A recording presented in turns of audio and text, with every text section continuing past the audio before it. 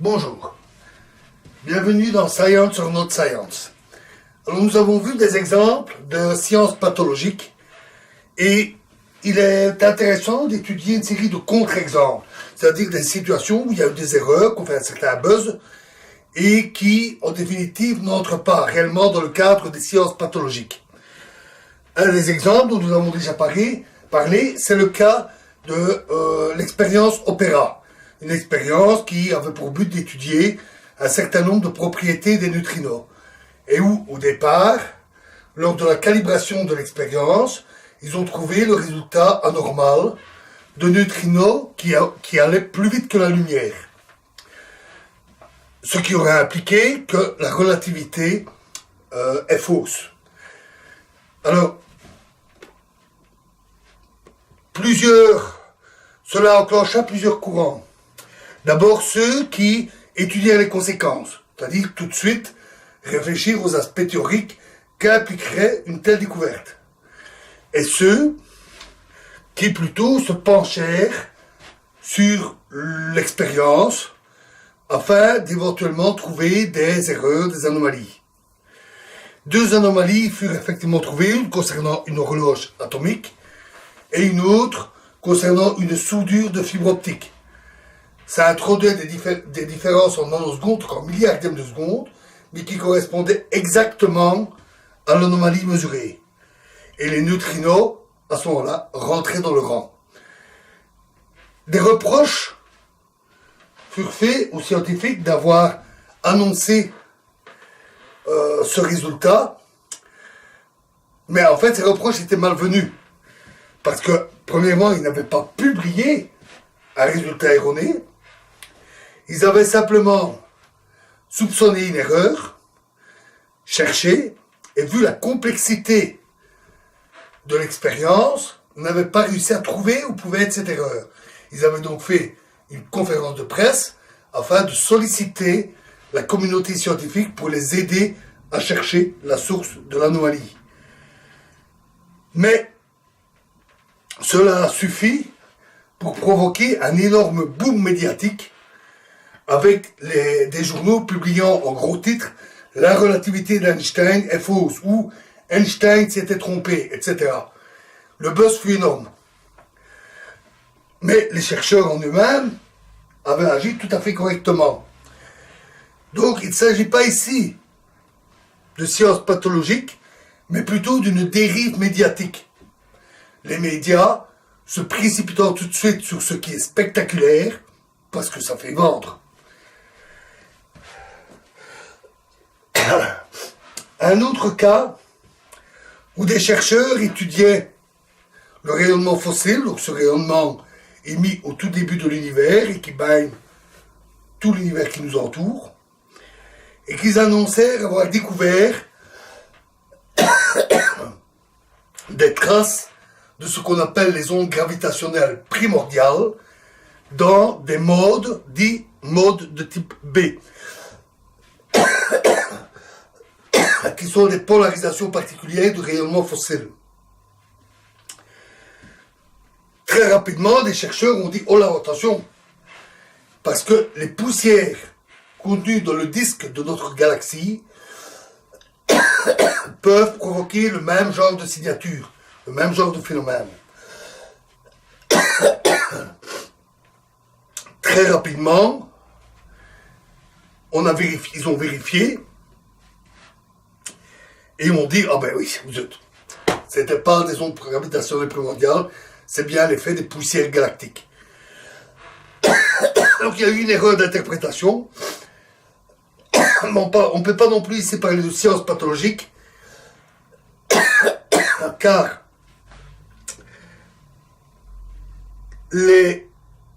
très rapidement, les chercheurs ont admis avoir commis une erreur d'interprétation,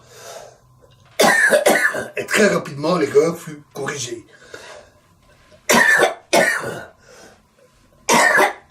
Un autre cas malheureux est celui annonçant que des étudiants dans une école au Québec, analysant des images satellites avec l'aide de scientifiques, avaient découvert une nouvelle cité maya, une cité inconnue.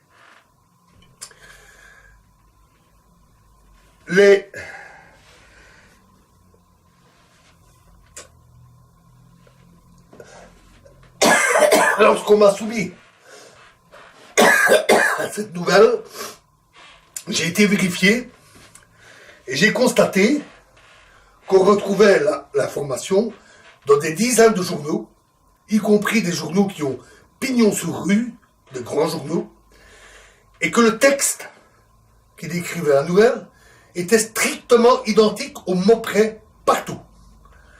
C'était des copier-coller. En réalité,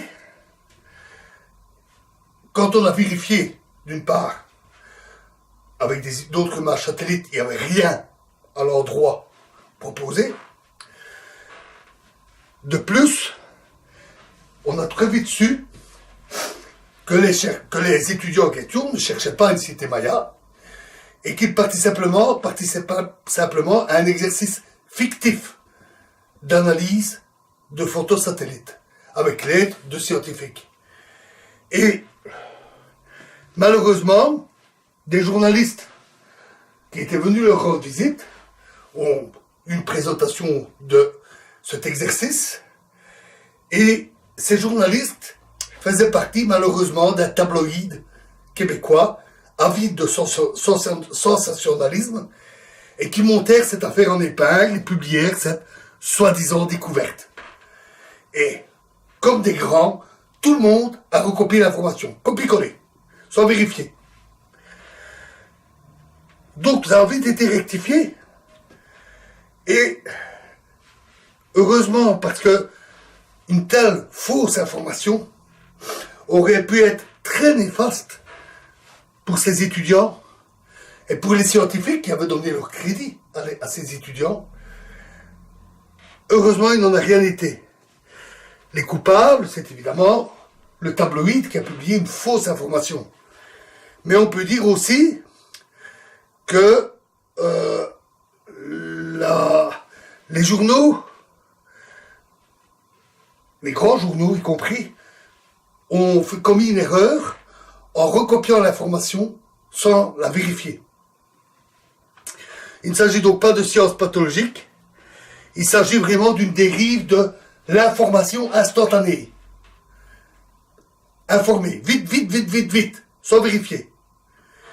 Sans aucune vérification. Franchement, les journalistes, ils n'ont pas de téléphone.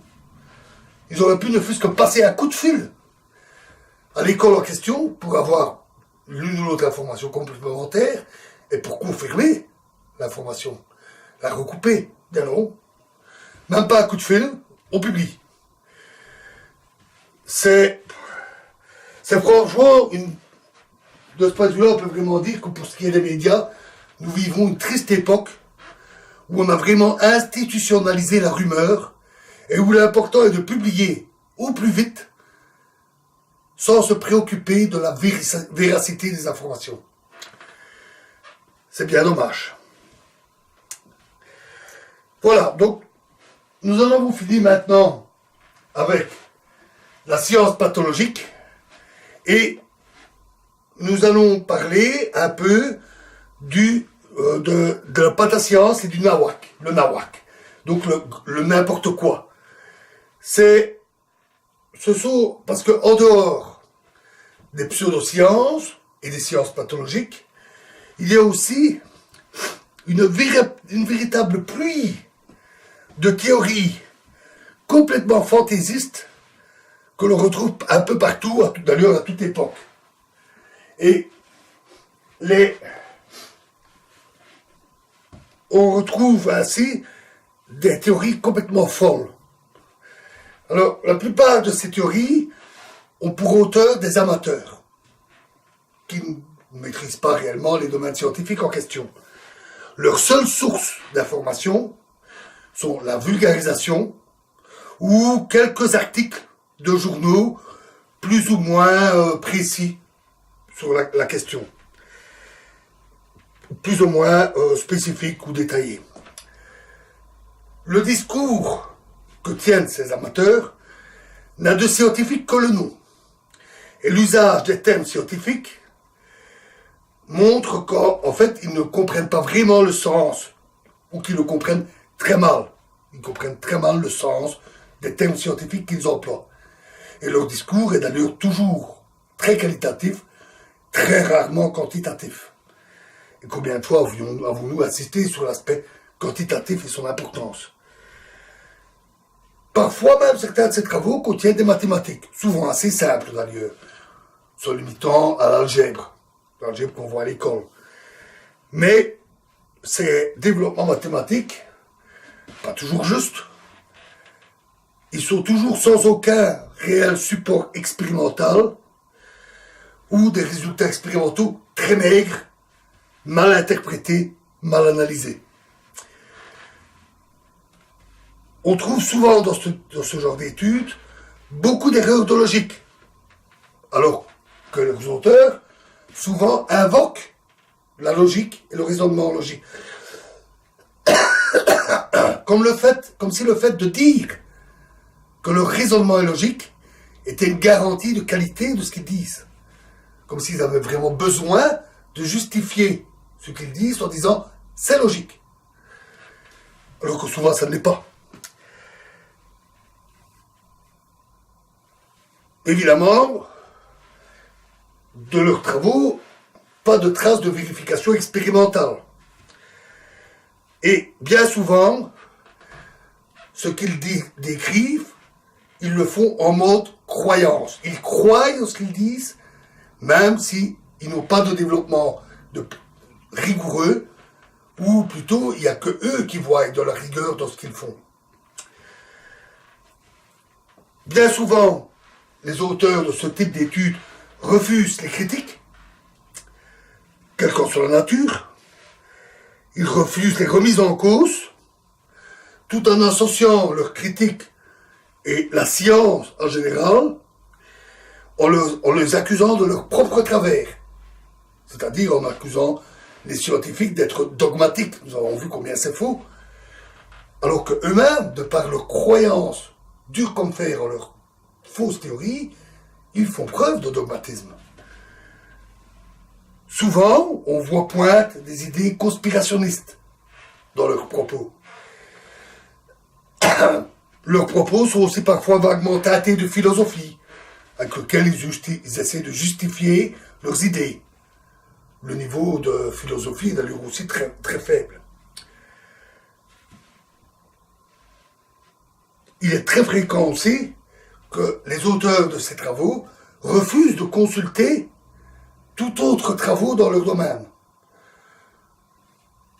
Parce qu'ils ne s'intéressent qu'à leurs propres travaux, parce que parfois ils n'ont simplement pas le niveau, les connaissances qui leur permettent d'aborder d'autres travaux. On voit là une manifestation d'un syndrome bien connu. C'est le syndrome de Dunning-Kruger en psychologie. Ce syndrome décrit le fait que celui qui a, dans un domaine donné, a peu de connaissances, surestime ses connaissances. Il croit en connaître plus qu'il n'est en réalité. Et souvent, il n'a même pas les connaissances qui lui permettent de se rendre compte qu'il se trompe. Et à l'inverse, les spécialistes de ce domaine ont souvent tendance à sous-estimer leurs propres capacités. Dunning-Kruger avait eu l'idée de cette étude sur les croyances, sur le fait de surestimer ses propres connaissances, suite à un fait divers aux États-Unis. Un homme, un petit criminel, écoutait la télévision et vit un documentaire sur les encres invisibles. Dans le documentaire, il montrait comment faire de l'encre invisible avec du jus de citron, chose que vous avez peut-être d'ailleurs vu vous-même. Voyant cela, il eut une idée. Il s'aspergea de jus de citron et alla commettre un vol dans une banque. type ne pensait pas être devenu invisible, comme avec l'encre invisible, mais il pensait que les caméras ne pourraient pas enregistrer son image. Il serait invisible pour les caméras, tout comme l'encre invisible est invisible sur le papier. Il commit son forfait, voilà de l'argent, à la caisse, rentra chez lui, tranquillement, et quelques heures plus tard, la police qui a visionné les bandes des cassettes débarqua chez lui et l'arrêta. Il était stupéfait, se demandant comment la police avait pu l'identifier aussi facilement. Je vous avoue que lorsque j'ai vu ça, j'ai été tellement estomaqué en me disant « personne n'est assez bête pour faire ça ». J'ai été vérifié. J'ai été vérifier les minutes des tribunaux qui sont disponibles sur Internet, parce que les jugements des tribunaux sont publics et diffusés. Et donc j'ai vérifié que cette histoire était réelle. Oui, il a réellement été condamné pour avoir commis un vol de banque après s'être aspergé de jus de citron, se croyant invisible aux caméras. Et voyant ça, Dunning-Kruger ont alors fait cette étude.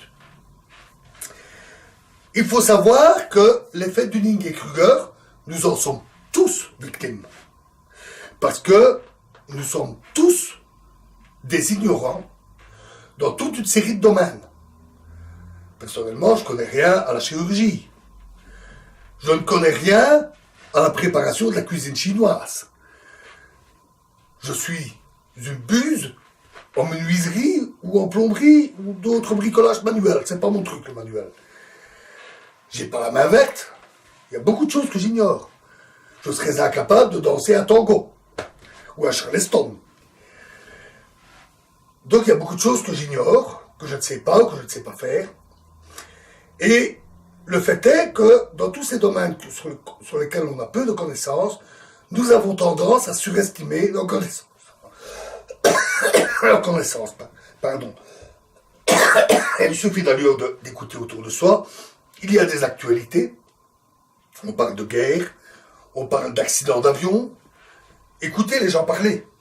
Ou écoutez-vous parler. Et vous verrez que tout le monde y va de son avis. Sur la politique, sur les guerres, sur les grands problèmes du monde. Et tout le monde a son avis et dit c'est comme ça devrait être comme ça, on devrait faire ça. Alors que bien souvent, nous ne connaissons quasiment rien de ces choses. Nous sommes tous victimes du syndrome de Dunning et Kruger. Mais l'important, c'est que la majorité d'entre nous, nous le comprenons très bien. Si on nous demande, oui, vous parliez de l'accident d'avion, mais est-ce que vous êtes expert en aéronautique et en risque, en entretien des avions, en panne des avions, en risque des accidents d'avion? Non, parce qu'à part quelques documentaires que j'ai vus à la télévision, et bien sûr les actualités, à part ça, je ne sais pas grand-chose. Nous sommes tous, la grosse majorité, prête à dire, ben oui, bien sûr, en fait, on ne connaît pas grand-chose de ça ou de ça, simplement on a son avis, c'est tout. Et donc, oui, si on nous met face au fait accompli, on dit, ah oui, c'est vrai, je me suis trompé, j'ai dit ça, mais quand on regarde de plus près, c'est pas vrai. Et si nous sommes vraiment intéressés par un domaine, vraiment intéressés, et qu'on se rend compte qu'on ne connaît pas bien, alors on est prêt à l'étudier, à faire l'effort, pour augmenter notre compréhension, et parfois arriver à dire après, j'étais bête, hein, je croyais savoir, en fait je ne savais pas. J'ai vécu ce genre de choses, même en science. Je m'étais intéressé en gravitation quantique, à des phénomènes comme le rayonnement de Hawking. J'avais lu une série d'articles d'introduction, des articles techniques, hein, pas de la vulgarisation tout public. Je croyais avoir compris. J'ai commencé à faire une série de développements par moi-même. Et je suis arrivé à des résultats complètement loufoques. Vraiment loufoques. Plutôt que de dire, waouh, j'ai découvert des trucs où j'ai remis en cause les travaux de Stephen Hawking ou autre. Non. C'est loufoque, c'est moi qui dois commettre une erreur. Il y a quelque chose que j'ai pas compris, c'est pas possible. Qu'est-ce que j'ai fait? J'ai acheté les meilleurs livres sur le sujet, 4 livres, et des beaux bouquins, pas des minces feuillets, hein, bourré d'équations, très poussées, très élaborées, et j'ai potassé le sujet. À la fin, je comprenais mieux, et surtout, je comprenais que c'était infiniment plus difficile que je ne croyais. Qu'au départ, j'avais pas vraiment compris le sujet. Depuis, j'ai fait quelques développements intéressants, qui n'ont plus rien de nouveau, mais évidemment moins ambitieux. Donc c'est surtout ça qui est important. Nous savons que si nous voulons avancer, nous devons travailler. Mais certains ne passent pas cette barrière. Ils sont atteints de phénomènes qui sont proches d'un trouble de personnalité, appelé trouble narcissique de la personnalité, qui font qu'ils ont un besoin de reconnaissance et qui leur donnent également un ego surdimensionné. Ils sont les meilleurs, mais il faut que les gens le reconnaissent. Et comme ils sont les meilleurs, il est inutile pour eux d'aller plus loin. Ils en savent plus que les autres. Et là, l'effet de Dunning-Kruger explose littéralement. Et donne des résultats malheureux. Des théories les plus débiles, on peut le dire comme ça, vraiment débiles, et auxquelles leur auteur croit dur comme fer. De plus, phénomène de société, nous avons Internet, outil très puissant pour s'informer, pour diffuser, et donc aussi pour diffuser ce genre de théories, qu'on retrouve sur des forums, sur des blogs, qu'on retrouve un peu partout. Parfois aussi, il arrive que de tels travaux farfelus ou franchement mauvais sont publiés dans des revues, mais des revues sans comité de lecture ou avec des comités de lecture qui n'en ont que le nom et qui ne sont pas du tout reconnus par la communauté scientifique. Ou ça, parfois aussi, je l'ai vu, des publications dans des livres à compte d'auteur, donc l'auteur paye pour qu'on édite son livre. Donc au lieu de toucher de l'argent avec les droits d'auteur, c'est lui qui paye pour qu'on fasse le livre. C'est facile, alors vous faites publier ce que vous voulez, hein, y compris les pires sottises.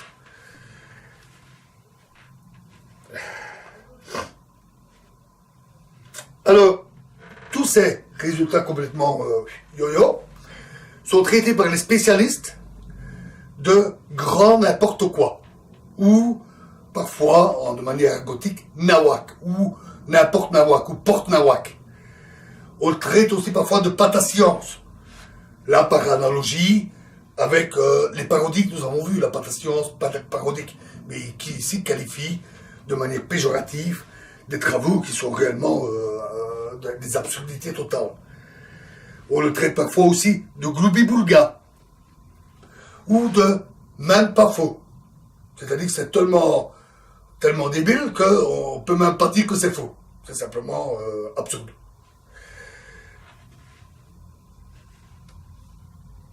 Ça vient de l'allemand, cette expression, Nicht einmal falsch, qui a été prononcée pour la première fois par Wolfgang Pauli, prix Nobel de physique de 1945, qui, l'histoire fut rapportée par Peyers. Un ami scientifique présenta à Pauli un étudiant donc, qui ne semblait pas le meilleur des meilleurs, mais qui avait quelques idées, et il demandait à Pauli son avis. Pauli a regardé les travaux de l'étudiant et a dit « Ce n'est même pas faux ». Pour dire « ça vaut rien, c'est un gâteau chaud ». Depuis, beaucoup l'ont repris. Et ça a été utilisé par bien d'autres à propos de divers travaux. C'est devenu une expression assez populaire. Et parfois, cela fut même prononcé à propos de théories spéculatives, comme la théorie des cordes ou d'autres théories. Bien que là, c'est surtout, n'oublions pas, nous en avons déjà parlé, toutes les théories passent par un stade qui doit seulement être validé. C'est le cas de la théorie des cordes et d'autres théories du même genre. Peut-être qu'elle s'avérera fausse, peut-être pas. Et certains qui n'aiment pas la théorie des cordes l'ont parfois qualifiée de même pas fausse. Voilà, alors arrêtons là pour les théories nawak. Dans la prochaine vidéo, nous parlerons de tout à fait autre chose. Nous parlerons et décrirons ce qu'est la vulgarisation dont j'ai plusieurs fois parlé. Merci.